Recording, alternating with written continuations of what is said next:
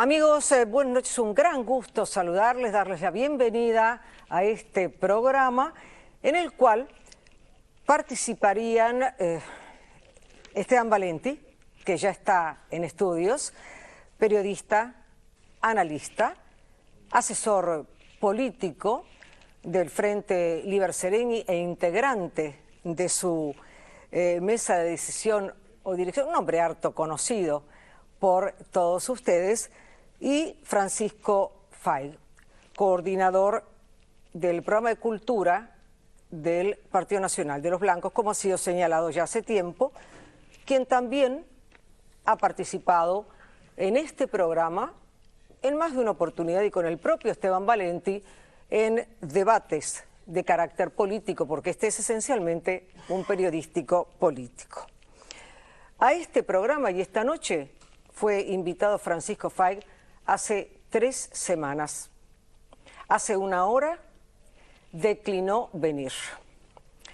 Había confirmado que sí lo haría. Pero además planteó que se estaba operando, que yo estaba operando políticamente, porque se anunció por Twitter que venía a debatir con Esteban Valenti.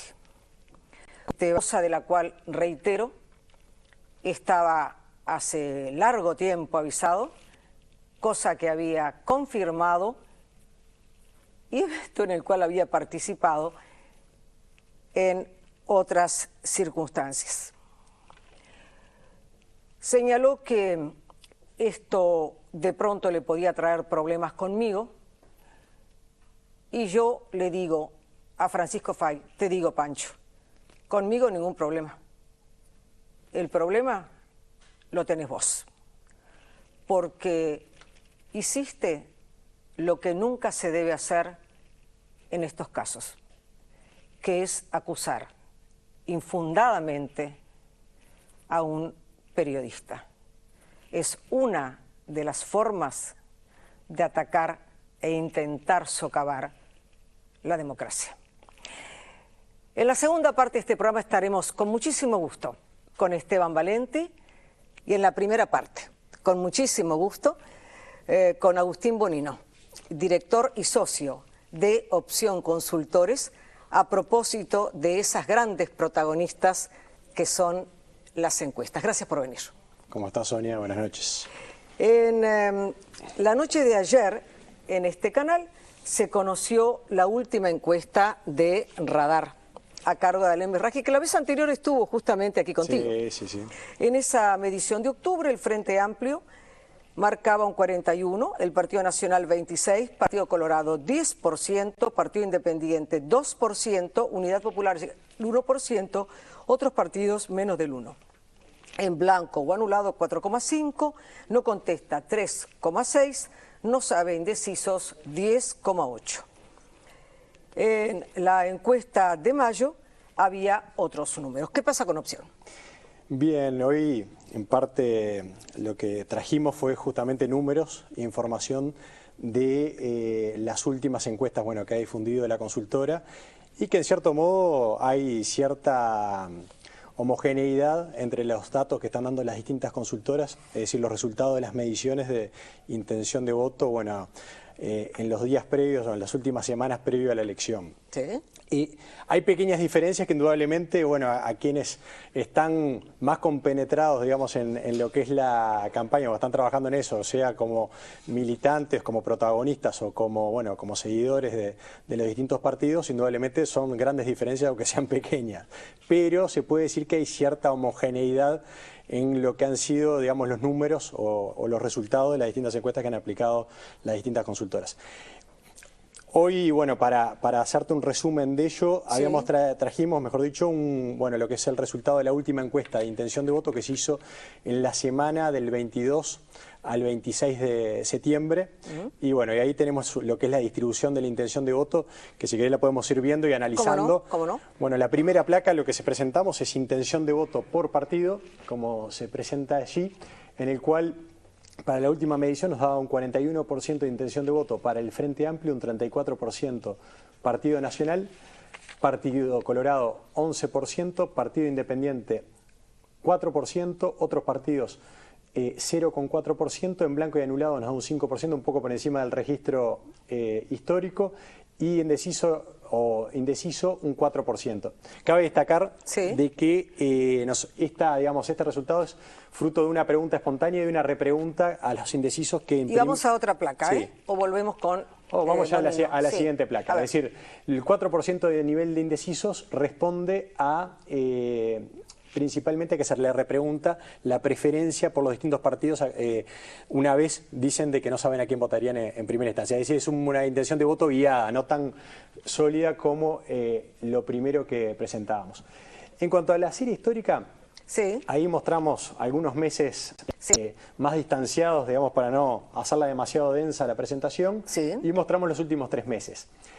¿Cuál es un poco la conclusión de esta encuesta, digamos, que fue exactamente un mes de la elección? Básicamente, bueno, en el caso del Frente Amplio había un crecimiento, a nosotros nos cae un punto, pero tomando en cuenta los márgenes de error, quizás lo que se puede concluir de la encuesta si es que... quieren, perdón que interrumpa, si el director quiere volver con nosotros, estamos de acuerdo. Sí, Bonino. Digamos, básicamente lo que se puede concluir de ahí es que...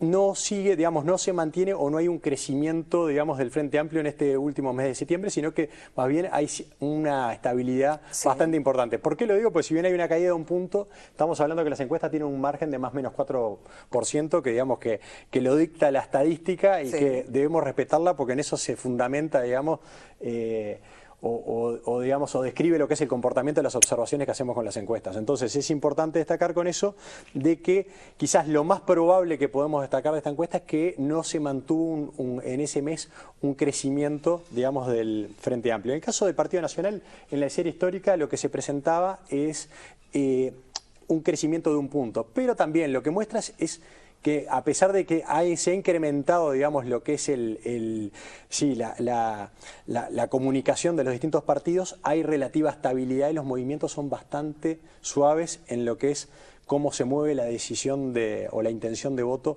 de los electores. Y en el Partido Colorado nos vuelve a confirmar digamos, la misma caída que había tenido en el mes de agosto, se vuelve a producir en el mes de septiembre. Bien, viendo ello, podemos decir también, bueno, que a un mes de la elección pueden pasar cosas definitivamente en cuanto a que también es el mes en el cual hay mayor movilización, mayor comunicación, digamos, ya la publicidad largó con mucha fuerza y por lo tanto, digamos, no se puede descartar ningún escenario. Indudablemente al frente, si bien de lo que se muestra en esos valores puede crecer por lo que es la asignación de indecisos, digamos, que la cual seguramente crecería 2 o 3 puntos respecto a lo que estamos presentando en el gráfico. Sí, tiene un desafío importante para el logro, digamos, de la mayoría parlamentaria, para el cual estaría, según esta medición, en el entorno de 3 puntos de distancia. En ese sentido, Agustín Bonino, hay 2 o 3 preguntas a plantear que también estarán en el diálogo con Esteban Valenti y que llaman la atención a los actores políticos, algunos creyéndolo, otros cuestionándose cómo es posible esa dimensión de indecisos. ¿Y quiénes son los indecisos además, no? Sí, bien. Los indecisos, digamos, lo que se puede afirmar es, por un lado, que sí, de que hay hay un 14% de la población, de los electores, que se manifiestan indecisos, es decir, entre 1 y 2 de cada 10 uruguayos se manifiesta indeciso cuando se le pregunta espontáneamente la intención de voto. Sin embargo, tienen preferencias. Luego, cuando uno va a los indecisos propiamente dicho, de aquellos que digamos que no logran inclinarse después que se repregunta, sí, se logra bajar mucho el nivel, el porcentaje de indecisos a un 4%.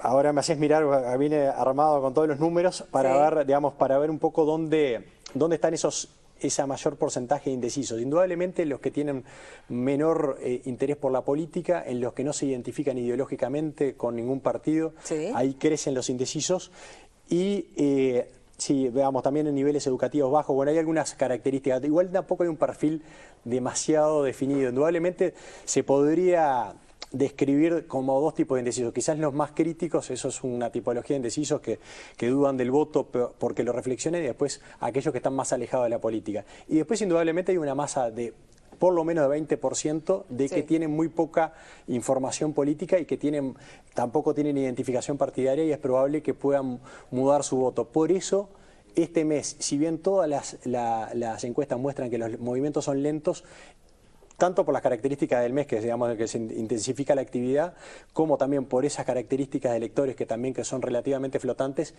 no se puede descartar, por lo menos lo de mayoría parlamentaria al frente, por lo menos de mi punto de vista como representante de la consultora. A ver, ¿no se puede descartar? No entendí. Es decir, es un objetivo para el cual hay una diferencia en cuanto a puntos porcentuales para alcanzarla, es decir, con lo que están dando las últimas encuestas, pero que con un buen desempeño en este último mes es realizable. Eso, digamos, es lo que permite. Para opción, ¿el Frente tiene la posibilidad de la mayoría propia? Para nosotros es una posibilidad. Porque uno de los claims o uno de los planteos que se está haciendo, veremos qué piensa Esteban, pero prácticamente todos los encuestados, no encuestados, no, pero los actores políticos, ¿verdad?, de la oposición, por supuesto. Incluso hay una pieza publicitaria, ¿verdad?, muy fuerte del Partido Nacional, creo que protagonizada por García, ¿verdad?, que marca el tema del balotaje y de ya la mayoría parlamentaria como un hecho descartable. Para opción, entonces, la mayoría parlamentaria propia no es descartable. Y, digamos, en política y en las campañas, digamos, hay pocas cosas, digamos, uno no debería descartar, puede hablar de cosas más probables y menos probables. Si uno mira las tendencias, indudablemente es un objetivo relativamente ambicioso, Es un objetivo, digamos, que va a demandar demandaría un buen desempeño del frente, competitivo frente, a los otros actores de la campaña. Pero, en cuanto a distancias, definitivamente los puntos que lo separan no son tantos, y este es un mes peculiar, o sea que, descartarlo, nosotros por lo menos no lo haríamos, sin duda. Bueno, eso eventualmente colocaría, yo les recuerdo que opción fue en el caso de las polémicas internas que en tanta duda puso y cuestionamiento a las empresas encuestadoras, la única que con certeza dio los resultados que efectivamente se produjeron. Por eso es que estoy subrayando esto. No, lo que pasa es que uno podría, obviamente, personalmente, cada uno podría apostar en base a los números y decir, como si fuese una apuesta, decir, qué es lo más probable y a lo cual uno apostaría Pero, si una... creo que una visión objetiva muestra que la distancia, obviamente, con un buen desempeño competitivo, porque ahí hay distintos actores que están compitiendo por la campaña, es una distancia que es realizable, sin duda que es realizable. Tendría que mejorar lo que ha sido el desempeño de los, de crecimiento que tuvo el Frente en los primeros meses después de la interna, porque los crecimientos han sido todos, bastante suaves en cuanto a lo que, si uno mira la gráfica, es de a un punto. Tendría que pegar un salto mayor a lo que viene dando, pero sin duda que es un objetivo que está al alcance. Ya es menos probable, aun cuando uno no puede descartar nada, el tema de que no haya balotaje. Eso sí realmente sería muy difícil si uno sigue la tendencia, de lo que ha sido la intención de voto. Tendría que haber un salto muy grande para llegar a ganarse en para que no haya una segunda vuelta. Es decir, que tendría que darse lo que eventualmente algunos colegas tuyos o ustedes mismos han llamado un hecho extraordinario para que no hubiese balotaje. Es una buena palabra para definir el tema. Sí, sin duda que sería muy difícil. Creo que el escenario es bastante... es muy probable de que tengamos. El tercer punto tiene que ver con la cantidad de indecisos y la precisión que se hace, ese ajuste en las preguntas que tú explicabas en tu intervención anterior, y que lleva a veces a un 15, a veces a una cantidad menor.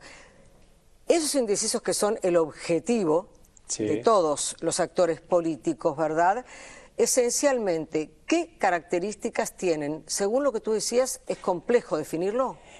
Sí, no hay una tipología clara, digamos, en la cual uno pueda decir, sí, que están concentrados, pues uno lo que hace es dividir por características a la población y decir, bueno, sí, la gente de nivel educativo medio o de nivel socioeconómico medio es donde están los indecisos. Están bastante, hay tendencias, pero son bastante, sí, digamos, no hay un perfil tan claro de los indecisos. Sí, lo que te puedo decir es que cualitativamente hay indecisos menos informados que a esta altura son la mayoría, y indecisos que tienen más bien un voto crítico y que en base a ello no han decidido su voto. Pero diría de que quizás el mayor botín político está justamente en aquellos actores que se les llama marais también, que tienen menor interés por la política y que también tienen menores identificaciones partidarias y que por lo tanto es más fácil reclutarlo, es más fácil, lograr su adhesión. ¿Hay alguna otra precisión con respecto a, por ejemplo, el balotaje? ¿Hay alguna duda con respecto a quién estará en el balotaje? Porque en las últimas horas, y a propósito de Brasil, ese segundo lugar para Aécio Neves, el senador y candidato Pedro Bordaberry, que estará el próximo miércoles en este programa, señaló, parece que estoy leyendo el gran titular, yo soy el Aécio Neves de esta campaña, como la posible sorpresa. ¿Existe para opción la posibilidad? Y lo mismo, uno puede hablar de escenarios más probables y menos probables, puede describirlo en un momento de situación en el que uno realiza las mediciones. Digamos, eso es lo máximo que uno puede afirmar. Sin dudas hay una diferencia hoy por hoy importante en intención de voto, digamos una ventaja importante de la calle Pou a Bordaberry. También es una realidad que también lo han destacado las distintas empresas que investigan todo lo que es el comportamiento electoral, de que hay una mayor hay una mayor afinidad ideológica entre los votantes del Partido Nacional y el Partido Colorado, lo que hace de que pueden haber mayores, hay una menor resistencia, digamos, para el cambio, digamos, en la intención de voto entre votantes del Partido Nacional y votantes del Partido Colorado en relación a lo que sería un cambio en la intención de voto entre el Frente Amplio y algunos de los partidos tradicionales. Es decir, es más fácil esos movimientos, digamos, en cuanto a intención de voto. Indudablemente, igual la diferencia muestra de que sí, que es el escenario menos probable, si uno compara, el Partido Nacional con el Partido Colorado hoy, es el escenario menos probable que llegue a un balotaje. Agustín Morino, gracias por tu participación esta noche. Seguramente, si te es posible, nos encontraremos antes del 26 de octubre. Y si hay balotaje, como tú decías, en noviembre también. Gracias por haber estado. Bueno, gracias a ustedes. En algunos instantes con Esteban Valenti, aquí en Sonia Entrevista, seguimos con este programa.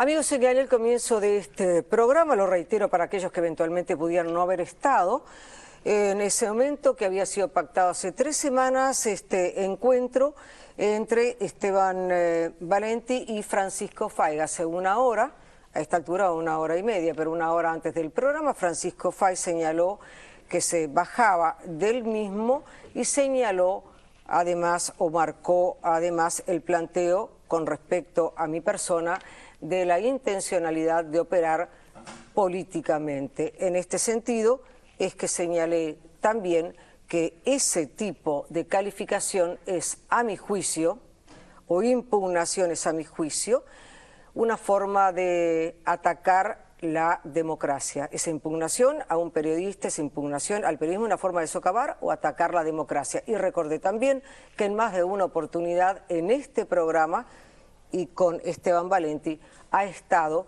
en debate, en intercambio de ideas, Francisco Fay. Gracias por estar, Esteban. Por favor, siempre es un honor. Y gracias por permanecer en este diálogo conmigo. Bueno, la primera consideración que tengo que hacer a tu información es que yo lo conozco a Francisco Fay, he tenido debates en diversas instancias, en particular en la tertulia, tú lo sabes. Es un hombre inteligente, es un hombre joven. Me voy a permitir una sospecha, yo no creo que sea una decisión personal. Yo creo que sumando acontecimientos, creo que es una decisión política y que es una decisión que ya marca una dinámica de evitar ciertos debates. Y otras cosas más complejas todavía.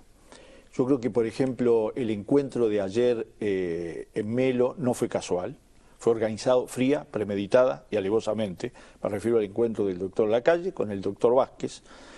Había dos periodistas dos fotógrafos del País al mando del doctor Lacalle, esperando para hacer su trabajo en una hora insólita donde nadie tiene por qué esperar una nota fotográfica a las 8 de la mañana en el hotel. Y además el trascendido de las pompas de jabón me huele mal, me parece mal. Y además me refuerza una imagen de que realmente en esta campaña hay cosas que están más allá de la imaginación de que alguien con ese tipo de cosas pueda aspirar a ser presidente de la República. Hoy además se sumó otra cosa que me parece también. Dice, hoy en el almuerzo de ADM parece que Lacalle dijo que él podría dejar a algunos ministros de este gobierno. Entonces a mí me parece que el olor a queso desespera. Que el olor a queso, aún con las encuestas, con todas las complejidades que tienen, desespera, porque hay cosas que no se hacen. Ya la cortina de humo llega a niveles que es insostenible, insostenible. Es decir, yo puedo discutir con Bordaberry y polemizar con su política que considero básicamente en cuanto a la gran orientación de derecha, pero que tiene una consistencia, que es una propuesta. Voy a hablar después de eso también, pero no puedo. Es decir, es muy malo para el país que la discusión sea cada vez más clara en una discusión con una pompa de jabón. Eso lo digo yo ahora. En una discusión con una cortina de humo, de un candidato que además no tiene padre, no tiene madre, no tiene pasado, no tiene historia, no puede ser. Todo es para el futuro, todo es sobre un futuro incierto, todo es por la positiva.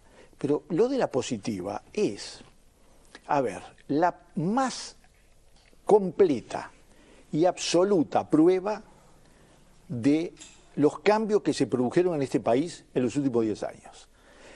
Yo te pregunto a ti, ¿en qué campaña electoral, previa a esta, un partido de oposición se podía poner ante el país, por ejemplo el Frente Amplio, y decirle que iba a gobernar por la positiva tomando todo lo bueno del gobierno anterior? ¿Quién lo hubiera hecho? Nos hubiéramos suicidado políticamente. ¿Por qué? Y porque todos los partidos que estuvieron en el gobierno fueron bajando estrepitosamente de opinión pública. Se fueron con saldos negativos, excepto el primer gobierno de Sanguinetti. Todos los demás se fueron con saldo negativo. El único gobierno que se fue con 70% de saldo positivo y un saldo neto entre los que apoyan de más de 38% fue el doctor Vázquez de Tabaré. Y lo mismo le pasa a Mujica, le dicen de todo, lo insultan, lo agreden, pero tú viste que la misma encuestadora que ellos festejan algunas cosas, le da 62% de apoyo y 68% de simpatía. Entonces se puede decir por la positiva. Pero además, yo te digo, los programas de los partidos, incluyendo el de Bordaberry, 240 páginas.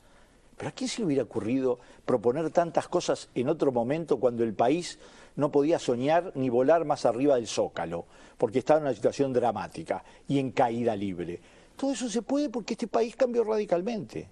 Ahora, a propósito de todo esto justamente, y recién estuvo Bonino, sí, de Opción, y además ayer Radar dio aquí las mediciones, las próximas elecciones del 26 parecen haberse estabilizado. Se anuncia, y aquí hubo una novedad esta noche, ¿verdad? Porque hasta ahora había unanimidad en señalar que nadie tendría mayoría parlamentaria propia. En realidad el único partido que puede tener mayoría parlamentaria propia es el Frente Amplio, ¿verdad?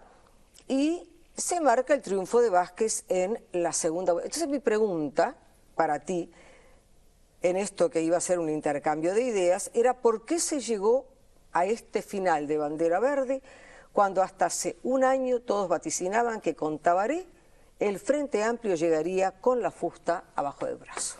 Bueno, buena pregunta. Partamos de una especulación que es la siguiente. Yo espero, yo lo voy a hacer así y voy a convocar a mis colegas periodistas a que después que pasen las elecciones, la misma atención que le hemos dedicado antes a las encuestadoras se lo dediquemos después. Creo que eso es de deber. ¿Por qué? Porque a mí me parece que veo demasiadas manos puestas adelante cubriendo alternativas muy diversas. Yo no voy a tomar en cuenta el tema de la encuesta como un tema fundamental. Lo tomo en cuenta.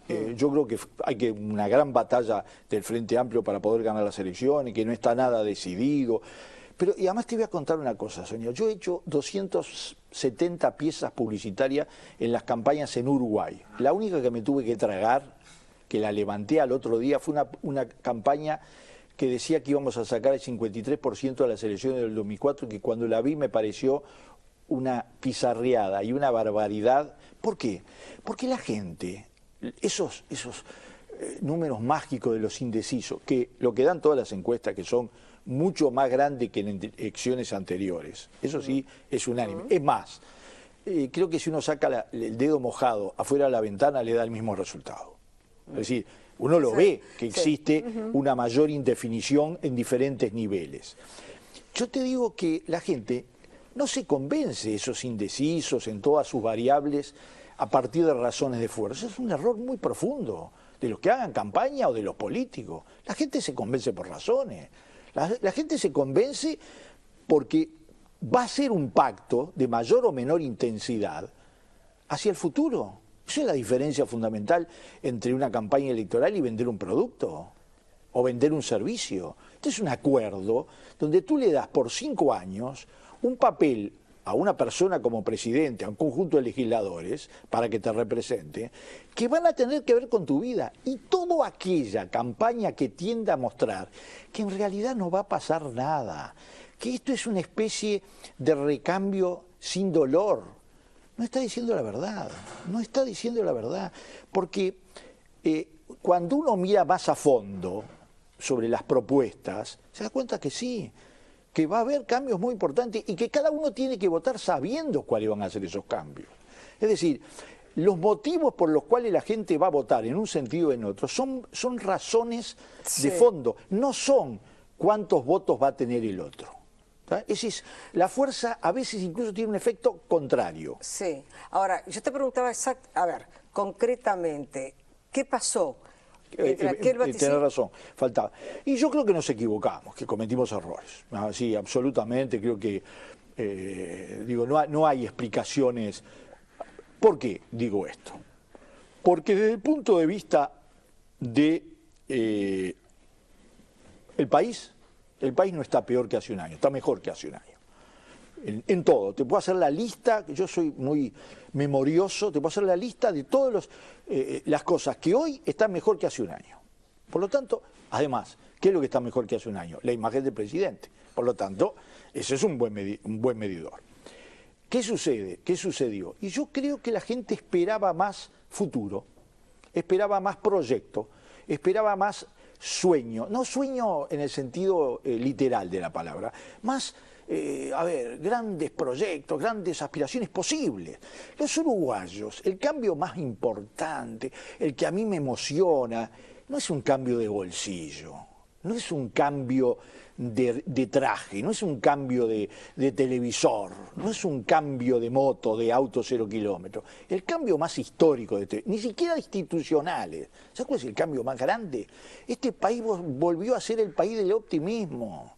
Este fue un país del optimismo, como refiere en su libro Sanguinetti relacionado con el periodo de Valle, tanto de Valle hasta Luis Valle, que fue el último presidente del optimismo. De ahí para adelante fuimos en una decadencia incontenible, incluyendo el régimen militar y los 20 años de gobierno postmilitares.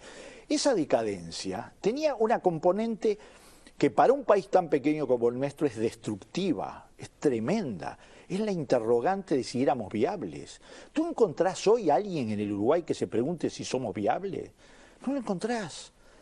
Y eso se expresaba en muchas cosas, en la gente que se iba, la gente que no invertía, la gente que no renovaba, la gente que tenía una expectativa bajísima sobre el país. Hoy no, la campaña electoral es el mejor ejemplo de eso. ¿Sabés por qué nosotros no seguimos creciendo? Porque no logramos satisfacer las exigencias muy diferentes, muy superiores que tienen los uruguayos. Nos estamos recuperando. Ahora, Esteban, esta mañana o ayer de mañana, dialogando con el senador Ope Pasquet en la radio, yo le planteaba mi sensación en esta campaña de la ausencia de épica. Él me contestó que el doctor Sanguinetti precisamente señalaba que la democracia no es épica. De pronto, mi definición no fue exacta, pero esa vibración que uno espera de una campaña, esto es lo que yo siento que está ausente. Primero me parece muy bien usar la palabra épica. Las naciones sin épica son naciones decadentes, aunque sean ricas. La épica está asociada muchas veces al peligro. Exacto. Pero también está asociada al desafío, está asociada a alcanzar metas nuevas, está asociada a no dejarse arrullar por nada, por nada. Yo considero que cuando uno pierde el sentido de lo nuevo, de lo diferente, de lo más exigente, deja de ser de izquierda, deja de ser progresista, deja de lo básico. Y yo creo que la democracia tiene épica. El problema es que durante mucho tiempo el choque entre los dos bloques fue la madre de todas las épicas, porque contenía, un camino sin retorno, la épica de lo absoluto, de lo total, de lo final. Y nos equivocamos. La vida demostró que era mucho más compleja la historia. Yo no quiero reconstruir una épica de lo final, yo quiero reconstruir, en un país tan pequeño como el Uruguay lo estamos demostrando, una épica de la democracia, una épica de los resultados, una épica del humanismo. La democracia sin humanismo es simplemente una suma de instituciones heladas. Es la suma de un conjunto de formas de organización de la sociedad nada más. La épica con humanismo, es decir, humanismo es abrirnos a los problemas del mundo. Humanismo es mejorar y terminar con la violencia, una cosa que el Uruguay puede hacer, se puede proponer. Humanismo es considerar los derechos de la gente de una manera mucho más compleja y entender que los derechos están asociados a los deberes. En ese sentido, cuando tú decías nos equivocamos con respecto a la campaña del Frente Amplio, y vayamos a ver la inflexión, cabe también la otra pregunta que eventualmente sería para un integrante del Partido Nacional.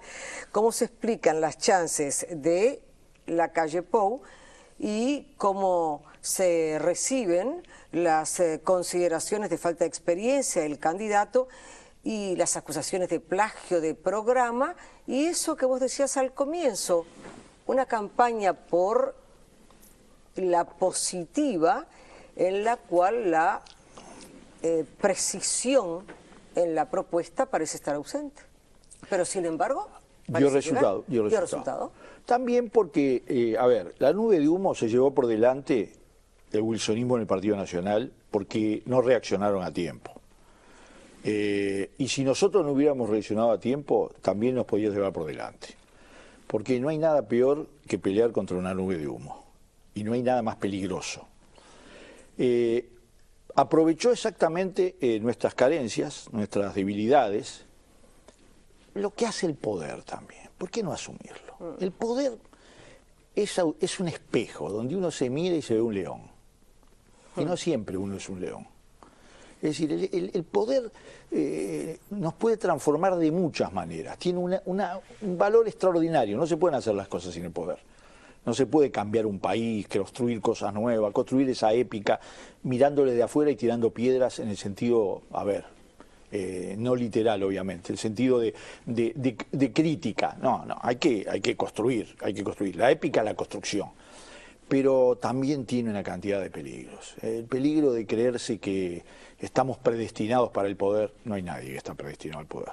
Ni los que tenían el poder absoluto lo fueron. Por suerte los hombres, a lo largo de la historia, hemos demostrado 1000 veces que aquellos que se consideraban unidos inexorablemente al poder, la vida nos baja, y mucho más en democracia. Entonces, todas esas cosas, pero yo creo que estamos cambiando bien. Yo he visto, por ejemplo, he visto un gran esfuerzo de humanización de la campaña, porque también es importante las historias personales. Porque es cierto que votamos presidente, pero votamos seres humanos, que lo hicimos. Es muy simple. Si yo hace 10 años hubiera venido a esta mesa, que yo estuve acompañando a Tabaré Vázquez, más o menos por esta fecha, y te hubiera dicho, Tabaré Vázquez, no yo, Tabaré Vázquez, te hubiera dicho que iba a repartir 1 millón de ceibalitas en 10 años, que la pobreza iba a estar a 1/4, que la desocupación iba a estar a menos de 1/3, y que el país iba a pasar de ser del pelotón total en todos los indicadores sociales y económicos del país a estar en primer lugar prácticamente en todo de América Latina, superando a Chile. Estoy seguro, porque yo soy muy devoto, lo tengo que reconocer como un defecto, yo no lo hubiera creído, que eso hubiera pasado. Y pasó. ¿Qué quiere decir? Que está todo bien. Bueno, yo no más que decir que está todo bien ya me resulta estomacalmente complejo. No está todo bien. Incluso nos hemos equivocado. ¿Cuál es la diferencia? ¿Por qué a mí me golpea tanto el tema de la explicación, el discurso histórico del viento de cola? Por 3 momentos diferentes donde es una visión política e ideológica devastadora para el país. Es antinacional, es antipatriótica, es antiuruguaya. En primer lugar, porque el viento de cola fue lo que explicó como discurso oficial todas las tragedias y las decadencias de este país. Siempre había un efecto tequila, un efecto, alguna cosa que explicaba lo que... ¿Por qué? Porque no hubo autocrítica. Yo no he escuchado en estos 10 años una autocrítica de la crisis anterior. Es más, se trata de construir un discurso poco menos que heroico de cómo se salió, pero no se llega a discutir y elaborar la responsabilidad de cómo se llegó a la crisis. Segundo, ¿sabes por qué es malo? Porque, a ver, ¿por qué este país funciona? ¿Por el gobierno solamente? Yo vengo de los premios de calidad en el Solís. Y te puedo asegurar, no había ido nunca, pero, a ver, el nivel de participación, de entusiasmo, la proporción de mujeres de 7-3, 8-2 que recibieron por empresa, por entidades públicas, por organismos de todo tipo de premios de calidad. El entusiasmo, este es un país que tiene eso hoy. Que miles de personas llenan y desbordan el teatro hablando de calidad. ¿Eso quién lo hizo? ¿El gobierno? No, eso lo hizo la gente, los uruguayos. El papel del gobierno fue otro, fue darle el marco, la política económica, social. Ahora te das cuenta que además tiene una... Si vos atentás contra eso y le decís a toda esa gente, a todos los uruguayos que arriesgaron, trabajaron, se rompieron, estudiaron, invirtieron, todo eso, le decís que no, que fue un viento de cola, que compran soja en China y nosotros nos favorecemos, dejan de comprar y nosotros vamos a volver a ser otra vez un país de frustraciones y de fractura. No, tiene también para el futuro, está asociado a eso de las luces amarillas. ¿Por qué prenden luces amarillas? Porque algo tienen que decir que va mal, pero yo cuando escucho de hablar de luces amarillas, a mí se me prende la luz roja de que se va a volver a la misma política de ajuste. Pues te das cuenta que, ¿cuál es uno de los puntos de fuerza? La inflación. Pero en el Uruguay tenemos una inflación del 8%, pero hace 10 años que aumentan los ingresos familiares y los salarios, Sonia. La gente puede comprar. Hay muchos trabajadores que están abajo de 15.000 pesos, es así. Pero antes había muchos trabajadores, muchos más que estaban abajo de 5.000 pesos y muchos más que estaban abajo de nada, estaban desocupados. Ahora, vaya mi pregunta a propósito del tema que vos estabas señalando. El primer proyecto de ley del último gobierno blanco fue el del ajuste fiscal. Se aprobó de urgencia e incluyó aumentar la tasa del IVA, el impuesto a las retribuciones personales y a las jubilaciones y pensiones, crear el impuesto a las transmisiones patrimoniales, incrementar un 3,5% el aporte patronal al Banco de Previsión Social, aumentar al 40% la tasa del impuesto a las rentas de la industria del comercio IRIC, del impuesto a las actividades agropecuarias IMAGRO, del impuesto a las rentas agropecuarias IRA. Esto lo señala la presidenta del Frente Amplio, la doctora Mónica Xavier, en su última columna. ¿Alguien puede garantizar que no lo vuelva a hacer un gobierno del partido? Era una pregunta para Francisco Fayet. Yo te pregunto a vos, ¿crees? Bueno, yo creo que las señales que están dando es que, no digo ese paquete porque el país no está como se lo dejaron a la calle, que ya se lo dejaron empaquetado. Él lo empeoró, pero ya venía mal, ¿no? Él lo empeoró además no solo con eso, sino con algunas líneas de plaza financiera a toda costa, y lo empeoró absolutamente con toda la política de intento de privatización derrotado en las urnas sobre las empresas públicas. Es decir, una política en esa época era de moda, ¿no? Era la gran corriente neoliberal o liberal, con una característica, que en el Uruguay el liberalismo es siempre y cuando me convenga. A la hora de poner la plata a las carteras pesadas siempre está el Estado. Es decir, era liberalismo parasitario, ¿está claro? Es decir, acá, cuando el Banco de la República siempre perdía, en 20 años perdió 400 millones, en 10 años del gobierno del Frente Amplio ganó 1.600 millones. Alguna diferencia tiene que haber. Y eso pasó en prácticamente todas las... En 15 años no se invirtió en un megavatio. En Uruguay nunca hubo tanta inversión energética. Y la diferencia está también en las políticas fiscales. Cuando hablan de las luces amarillas, a mí, te digo, me da a pensar que no van a hacer algo similar, porque están pensando en un ajuste. Y están pensando en un ajuste, no porque son malos, porque a mí esa diferencia que hacen para protegerse, unos son buenos, son malos, no, porque son de derecha. Porque no entendieron, por ejemplo, que cuando dicen de equilibrar los consejos de salario, te voy a hacer una reflexión. Sí. ¿Tú viste que alguna vez en todo este debate político al candidato del Partido Nacional se le ha ido la boca para el lado de la izquierda, del progresismo? Ninguna. Son solo gestos. Pero después cuando habla y declara siempre se va para el otro lado. ¿Por qué? Y porque muestra el ADN, porque no estamos hablando de un personaje desconocido. Es un personaje que en los últimos 10 años fue un férreo opositor al Frente Amplio y que descubrió que la estrategia por la positiva era una gran estrategia electoral. Yo te digo que no vamos a llegar a eso, pero llegado el momento, no me apures que vamos a tener que elegir entre una muy buena campaña electoral y un buen presidente. Porque yo elijo por un buen presidente, porque el que va a gobernar a partir del 1 de marzo es un buen presidente. Y para mí, un buen presidente es alguien que tiene una proyección de futuro, una estrategia de país, una continuidad, pero un cambio importante. Y para mí es Tabaré Vázquez. Gracias por haber estado. No, gracias a ti por invitarme. Siempre estoy dispuesto y al debate me encanta. Lo vamos a tener. Gracias. En instantes cerramos este programa. Un momentito, una pregunta. El tema de la seguridad, en un sí o no prácticamente, ¿no? El tema de la seguridad que, según han dicho todos, estuvo sentado aquí Oscar Botinelli, no define finalmente una elección, a pesar de que esté ocupando un primer lugar. Ha supuesto toda la polémica en torno a una forma de gestión y a Bonomi. Bonomi estuvo también en este programa. Ahora García acaba de renunciar a su cargo justamente de comisionado parlamentario y se suma al equipo de seguridad, y mañana va a haber un anuncio del candidato y el candidato a la vicepresidencia con respecto a este tema. ¿Cómo evaluás esa decisión en este momento? ¿Puede ser un flanco...? Bueno, parece que los únicos funcionarios buenos que van a incorporar nuevos son los que estuvieron en este gobierno. Así que estar en este gobierno parece que es un galardón, ¿no? Haber estado en los gobiernos del Frente Amplio. Yo escuché a Larrañaga decir que ellos iban a designar un ministro del Interior que iba a ser el primer policía. Yo te digo que Garcés, no lo estoy criticando, te lo digo como conociendo lo que ha sido su trayectoria y siguiéndolo, porque es una tarea importante, es primer policía como yo soy el primer astronauta del Uruguay. Igual.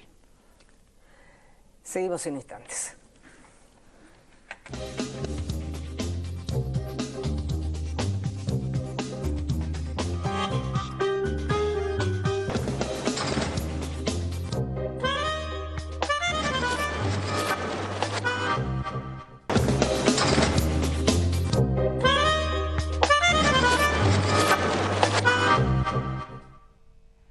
Al despedirnos, amigos, les recuerdo el planteo de Antel en cuanto a sumar entretenimiento a sus vidas, y en ese sentido llegó Vera más Netflix.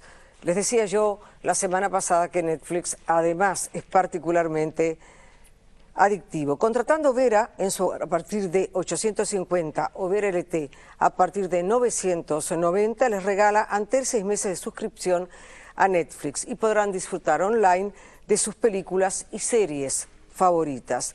De allí, entonces, la exhortación a la mejor conexión, súmale el mejor entretenimiento y el claim Antel, avanzamos juntos. Amigos, gracias por haber compartido este programa. El próximo miércoles estará con nosotros el senador Pedro Bordaberry, candidato a la presidencia de la República por el Partido Colorado. Y hoy, como siempre, al despedirme les digo buenas noches y buena suerte.